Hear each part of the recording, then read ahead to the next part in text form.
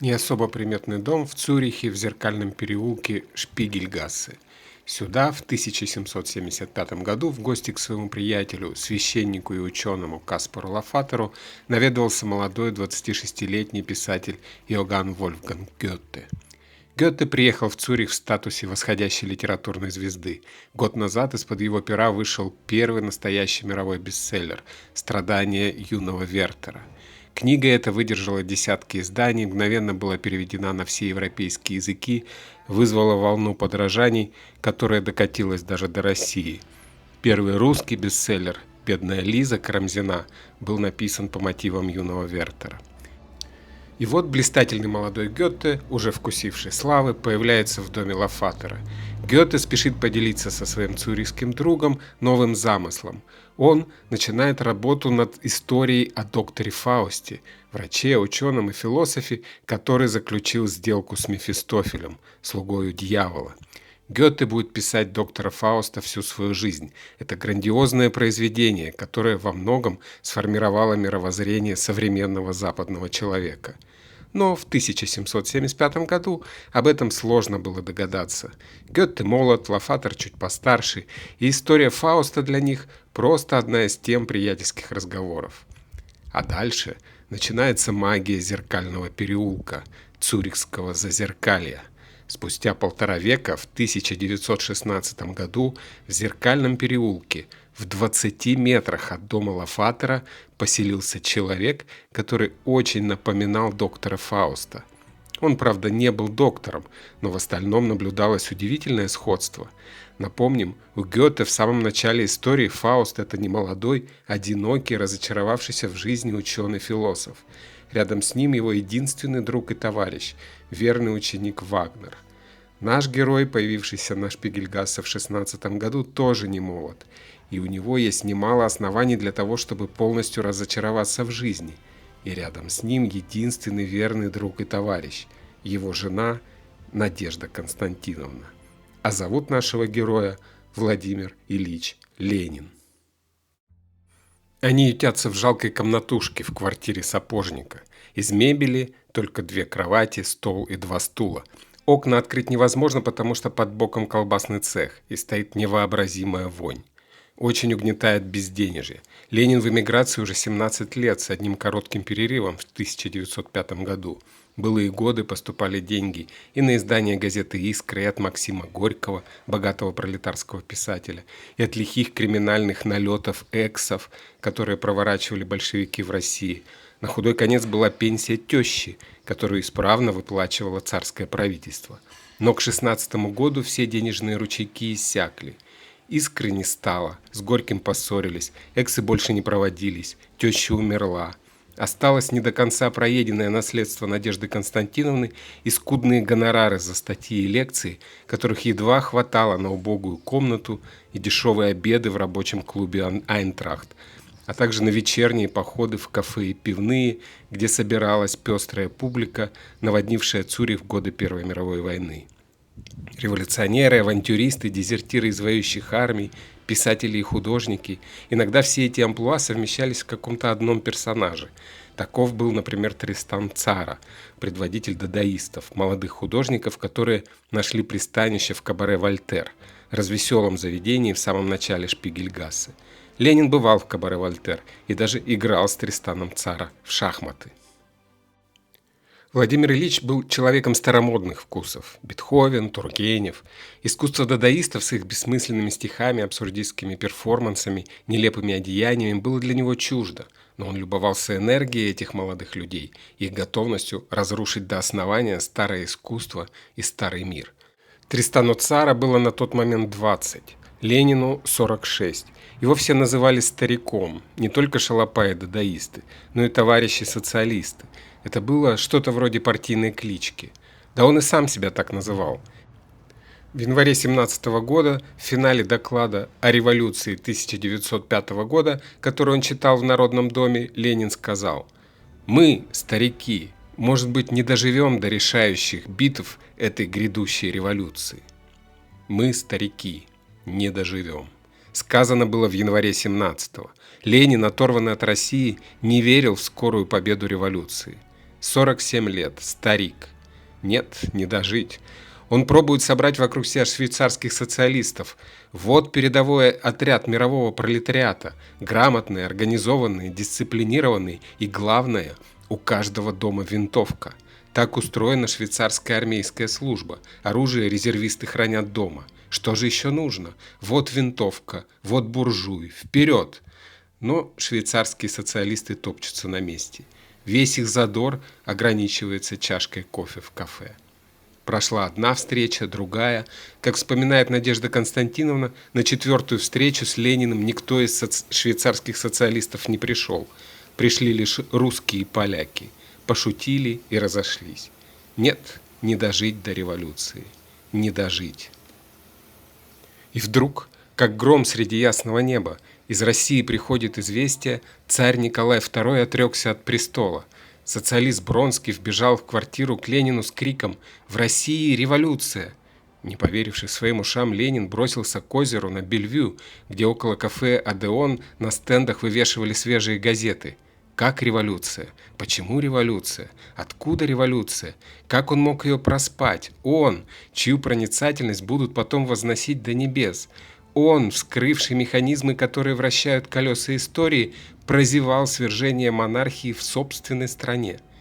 Чтобы увидеть степень оторванности Ленина от российских дел, вот вам номер главной цюрихской газеты «Тагес Ансайгер» с сообщением о русской революции.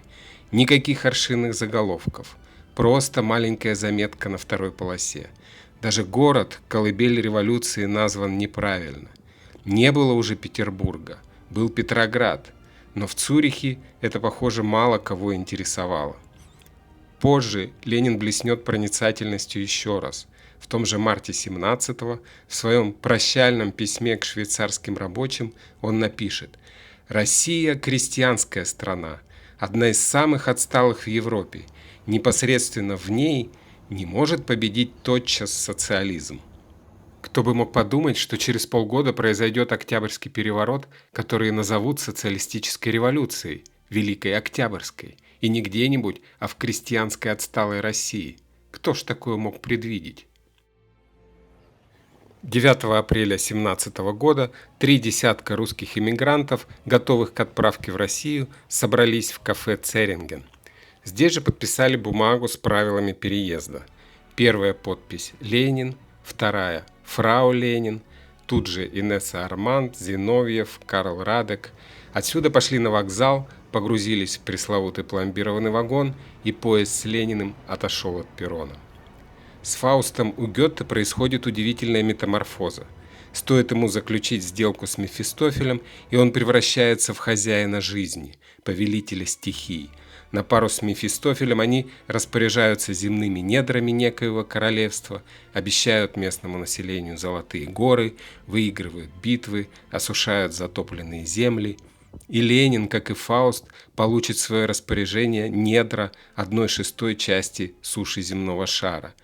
Будет побеждать в военных сражениях, перекраивать карты. Что за метаморфоза произошла с Ильичом? Из Цюриха уехал старик, в России объявился пламенный вождь революции. Кто тот Мефистофель, который все это устроил? Первое, что приходит в голову – Парвус. Абсолютно демоническая фигура, бизнесмен от революции. Он и деньги от немецкого генштаба получил, и без конца засылал к Ленину своих эмиссаров с предложениями, одно соблазнительней другого. Но нет, никому, даже Солженицыну, который 2 года провел в цюрихских библиотеках и архивах, не удалось найти, хотя он очень хотел, доказательства того, что Ленин общался в 17 году с Парвусом и тем более получал от него хоть какие-то деньги. Парвус для Ленина был слишком токсичен. Да и немецкие деньги, попадя они к большевикам, вовсе не были гарантией успеха революции. Достаточно вспомнить, что революцию 1905 года финансировали японцы, а те же немцы помогали деньгами и даже оружием Дублинскому восстанию 1917 года. Ни в том, ни в другом случае купить победу за деньги не удалось. Нет, Парвус на роль Мефистофеля не годится.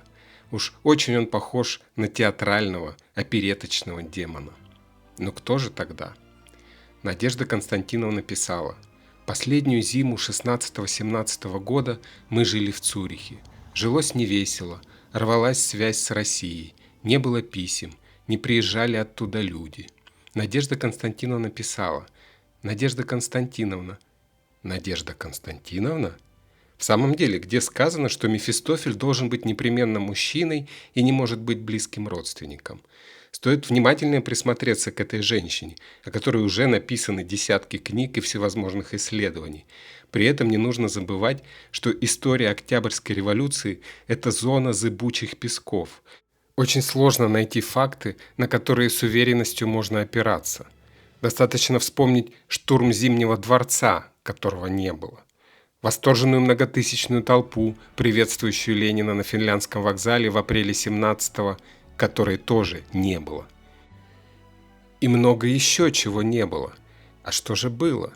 Итак, Надежда Константиновна Крупская связала свою жизнь с революционером Владимиром Ильичем Ульяновым.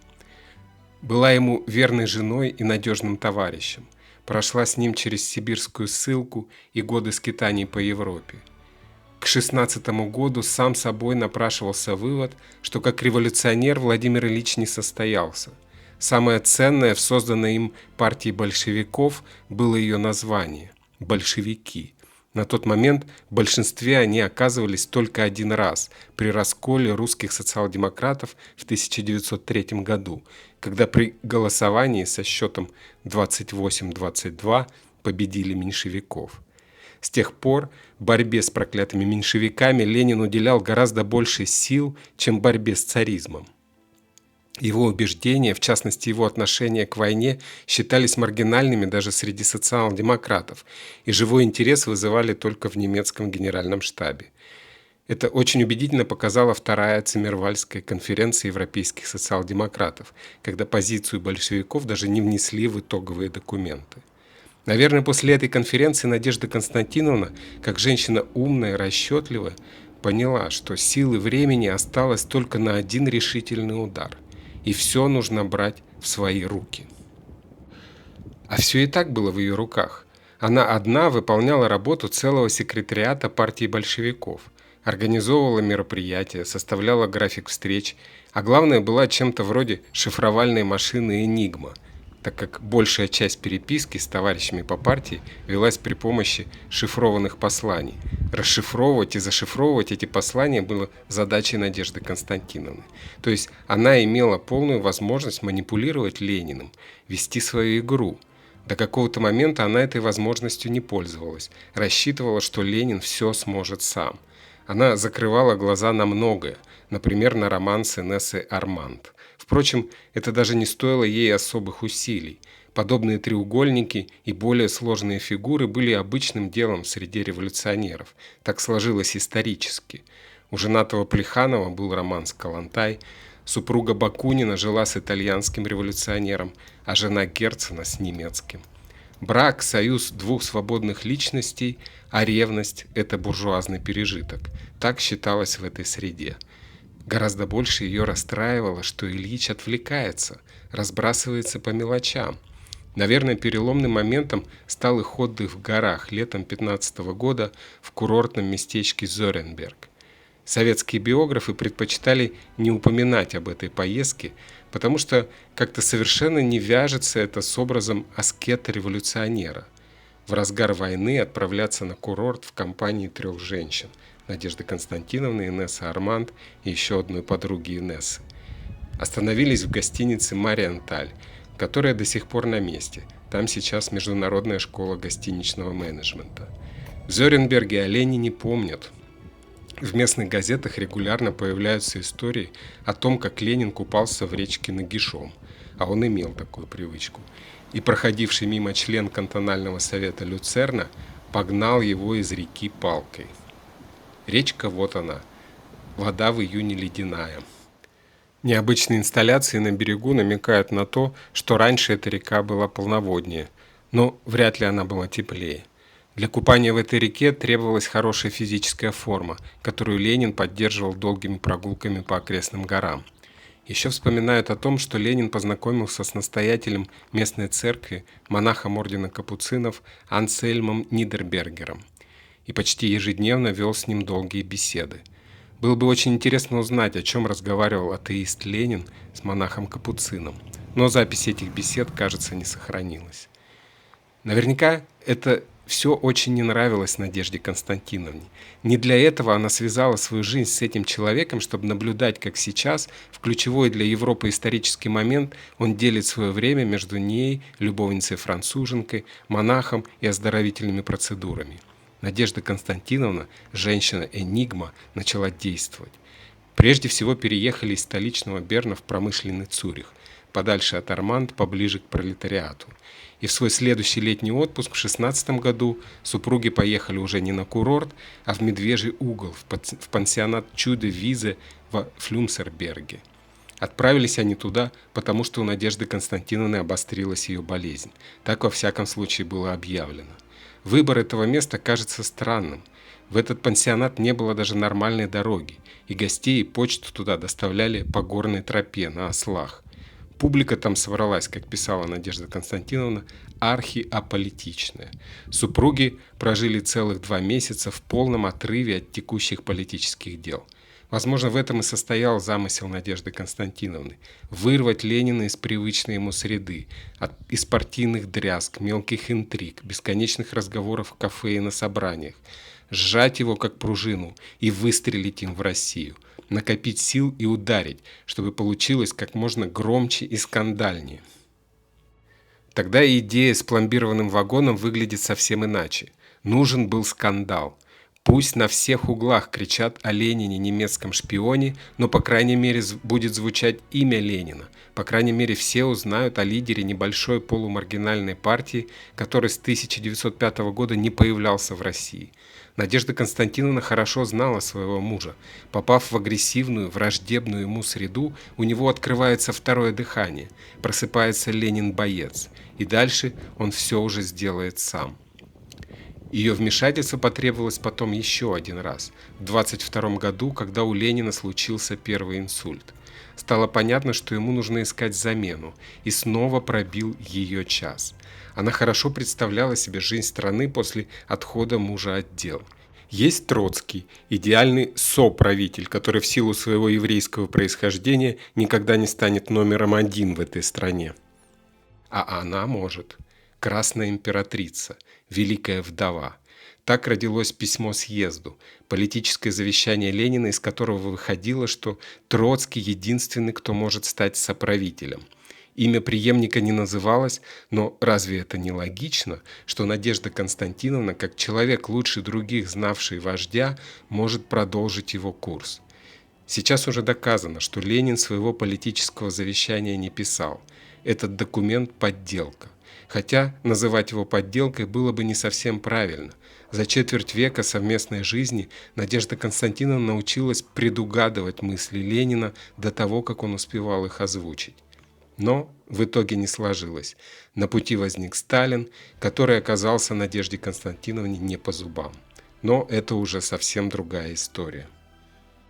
Да, все виделось по-другому отсюда, из цюрихского Зазеркалья, когда российский доктор Фауст отправлялся в поход за бессмертием.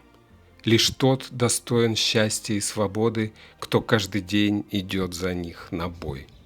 Был ли Ленин счастлив и свободен, когда покинул Зазеркалье?